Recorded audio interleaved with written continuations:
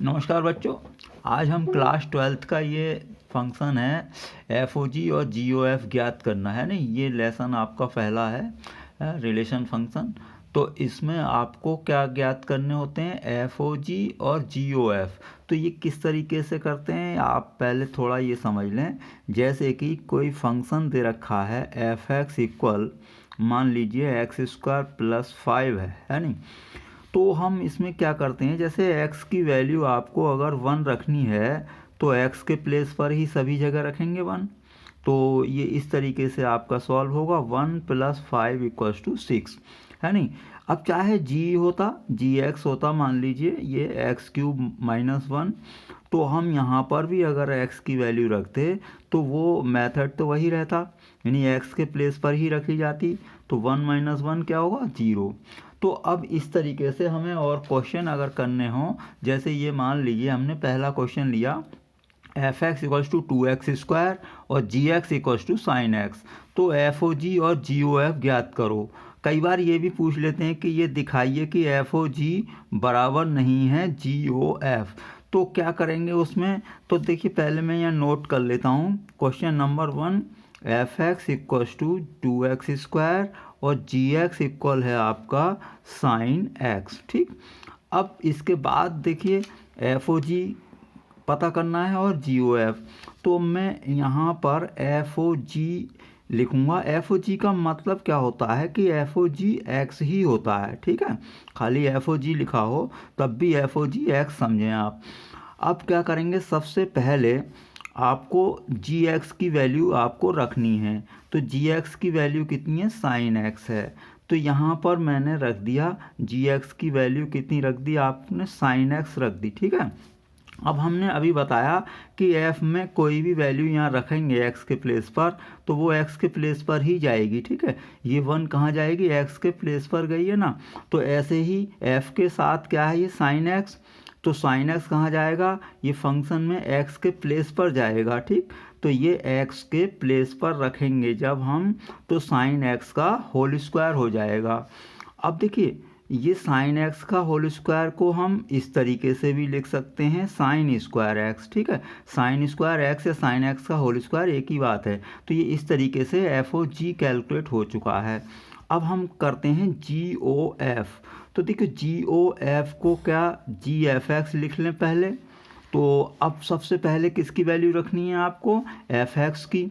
तो F x की ये वैल्यू है तो ये आपने यहाँ पर रख दी। ठीक है, अब यहाँ पर g के अंदर जो हमने रखा है 2x², तो जी एक्स में ही जाकर रखेंगे x के प्लेस पर। अभी मैंने बताया जैसे भाई x के प्लेस पर 1 रखा तो x के प्लेस पर ही 1 आएगा।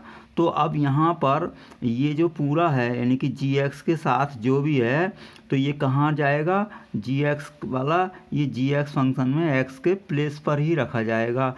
तो ये आ जाएगा इस तरीके से साइन, और ये x की जगह क्या आ जाएगा, 2x²। तो ये आ गया। देखिए अब एफ ओ जी और जी ओ एफ ज्ञात हो गए। इन्हें अगर इक्वेशन नंबर 1 मान लें और इसे 2 मान लें तो हम यहाँ लिख सकते हैं कि समीकरण 1 व 2 से क्या सिद्ध हुआ कि एफ ओ जी बराबर नहीं है जी ओ एफ। अगर कभी बराबर आ जाए तो बराबर सिद्ध करवाएगा, तो अगर बराबर नहीं है तो देखिए बराबर नहीं है। ठीक, अब क्वेश्चन नंबर हम 2 ले रहे हैं। तो क्वेश्चन नंबर 2 में क्या है, ये है एफ एक्स इक्वल्स टू ई की पावर एक्स है और जी एक्स कितना है आपका, जी एक्स है ये लॉग ई बेस पर एक्स है। तो लॉग ई बेस पर एक्स। अब यहाँ पर एफ ओ जी पहले चलिए कैलकुलेट करें। तो एफ ओ जी का मीनिंग क्या, एफ जी एक्स। तो एफ जी एक्स, तो सबसे पहले क्या, जी एक्स की वैल्यू रखिए। तो जी एक्स की वैल्यू हमने रख दी कितनी, लॉग ई बेस पर क्या है, एक्स है। ठीक, अब हमने जैसा कि बताया ये एफ के अंदर जो भी है तो उसमें एक्स के प्लेस पर यहाँ पर जाएगा। तो एक्स के प्लेस पर आप रखेंगे जब लॉग ई बेस पर एक्स। अब आपको या तो यहीं छोड़ें, वैसे हमें पता है जैसे ये बेस है ई और लॉग का बेस भी ई है, तो अगर ये सेम होते हैं तो ये इक्वल एक्स हो जाता है। ठीक है, तो ये इक्वेशन नंबर 1 आ गई, या एफ ओ जी कैलकुलेट हो गया। अब जी ओ एफ कैलकुलेट करना हो आपको तो जी एफ एक्स। अब एफ एक्स कितना है, ये है ई की पावर एक्स। तो एफ एक्स की वैल्यू रख दी हमने, ई की पावर एक्स रख दी।